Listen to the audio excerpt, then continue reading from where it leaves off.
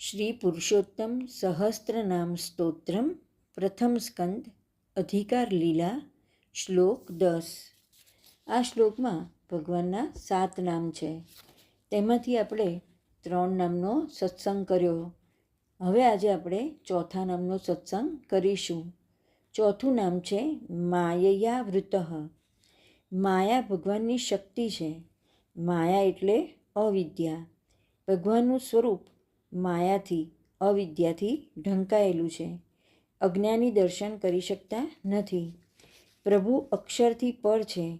પ્રભુને પ્રાપ્ત કરવામાં માયા જ અંતરાયરૂપ થાય છે.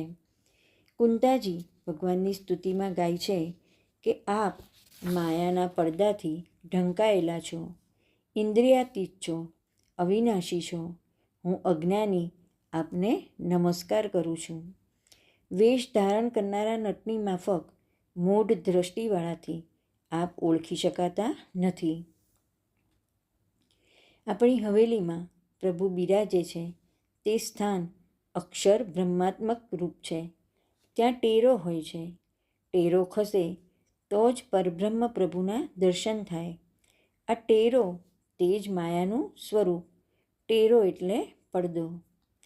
માયાવાદીઓ એવું માને છે કે આ માયા બ્રહ્મને વશ કરનારી છે.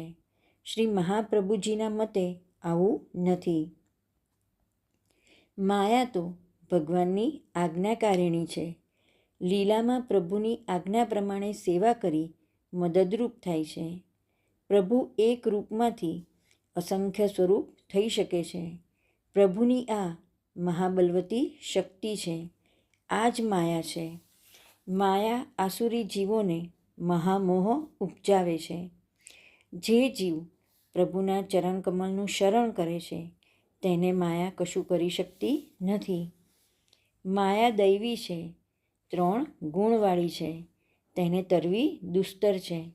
પણ જે વ્યક્તિ કેવળ પ્રભુનો શરણાગત બને છે તે જ આ માયાને તરી જાય છે. પૂર્ણ પુરુષોત્તમના દિવ્ય સ્વરૂપમાં માયા વનમાલા તરીકે બિરાજે છે અને આસુરી જીવોને મહામોહ ઉત્પન્ન કરે છે. આવા જનોને પૂર્ણ અને નિર્ગુણ બ્રહ્મ શ્રીનાથજીના સ્વરૂપમાં અન્યથા કલ્પના જ